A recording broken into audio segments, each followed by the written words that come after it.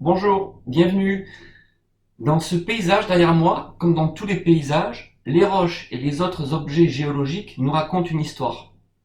La datation relative, c'est ordonner les uns par rapport aux autres des structures, comme par exemple des failles ou des strates sédimentaires, mais aussi des événements géologiques, comme une phase de sédimentation ou la formation d'une chaîne de montagnes. Pour cela, il faut aller sur le terrain, observer les relations géométriques qui existent entre les structures rocheuses. Cette datation relative, elle repose sur quelques principes simples que je vais vous présenter. C'est parti.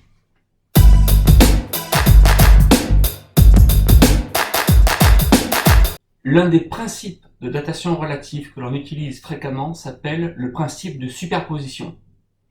Pour le comprendre, il faut savoir que dans l'eau se déposent des particules que l'on appelle des sédiments. Des sédiments plus récents vont alors recouvrir des sédiments plus vieux. Et au cours du temps, ces sédiments se transforment peu à peu en des roches que l'on appelle des roches sédimentaires, qui s'organisent donc en couches superposées, parallèles les unes aux autres, qui s'appellent des strates. Lorsque la mer se retire, on va donc observer un affleurement avec de nombreuses strates sédimentaires superposées. Alors que nous dit ce principe de superposition? Eh bien, il nous dit qu'une strate est plus récente que celle qu'elle recouvre. Concrètement ici, ça veut dire que la roche F est plus récente que la roche E, qui elle-même est plus récente que la roche D. Ça vous rappelle quelque chose? Eh oui, dans ce paysage, on met en évidence qu'il y a eu dans le passé une phase de sédimentation qui a conduit à l'accumulation de nombreuses roches sédimentaires, les plus anciennes étant dessous. Pour finir, retenez que ce principe de superposition s'applique à condition que la série sédimentaire n'ait pas été trop déformée par des mouvements tectoniques et que ce principe s'applique également à des coulées volcaniques. On passe maintenant au deuxième principe que l'on applique en datation relative.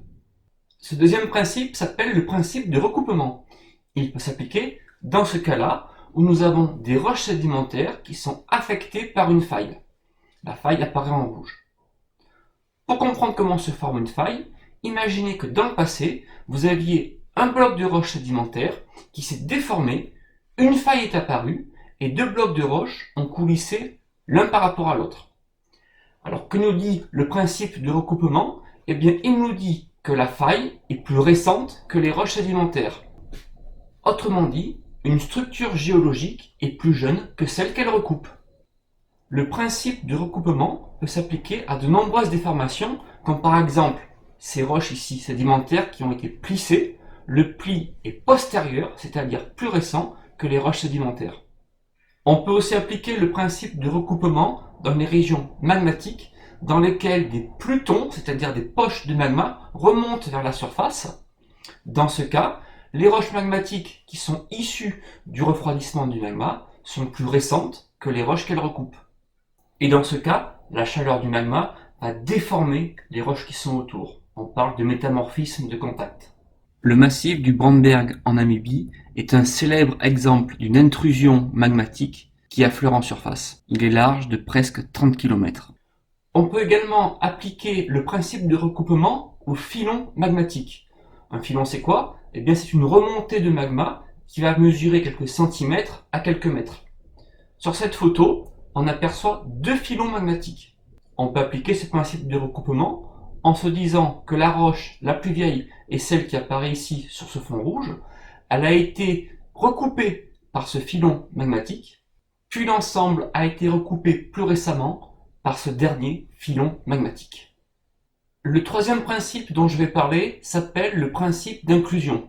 Une inclusion, c'est une structure géologique qui est incluse dans une autre structure, comme par exemple ici ce gabbro qui apparaît en clair, qui est inclus dans une roche plus marron que l'on appelle le granit. Le principe d'inclusion nous dit que l'inclusion est plus ancienne que la structure qui l'entoure. Autrement dit que ce gabbro clair est plus ancien que le granit. Ce principe d'inclusion peut également s'appliquer dans ce cas ici, où l'on voit des inclusions vertes de péridotite qui sont incluses dans un basalte plus foncé. Un nouveau principe, le principe de continuité. Selon le principe de continuité, des roches qui s'organisent en couches, comme les strates sédimentaires ou les dépôts volcaniques, ont le même âge en tout point. C'est par exemple le cas de part et d'autre d'une vallée. Attention toutefois à appliquer le principe de continuité avec précaution, puisque des roches éloignées peuvent sembler identiques alors qu'elles ont des âges différents. Le dernier principe dont je parlerai s'appelle le principe d'identité paléontologique. Pour appliquer ce principe, on fait référence à certains fossiles, les fossiles stratigraphiques. Ce sont des fossiles qui présentent trois caractéristiques. 1. Leur espèce a vécu une durée de temps brève à l'échelle des temps géologiques. 2. L'espèce est représentée par de nombreux individus, si bien qu'on les trouve facilement. 3. L'espèce a occupé une vaste répartition géographique, si bien qu'on trouve ces fossiles dans plein d'endroits sur Terre.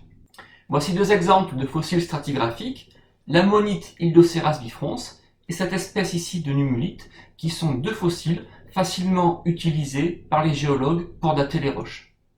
Selon le principe d'identité paléontologique, deux roches sédimentaires, même distantes, si elles renferment les mêmes fossiles stratigraphiques, ont le même âge. Voilà, c'est terminé. On résume. La datation relative permet de dater des structures ou des événements géologiques les uns par rapport aux autres. Elle repose sur quelques principes simples, le principe de superposition, le principe de recoupement, le principe d'inclusion, le principe de continuité et le principe d'identité paléontologique. À bientôt!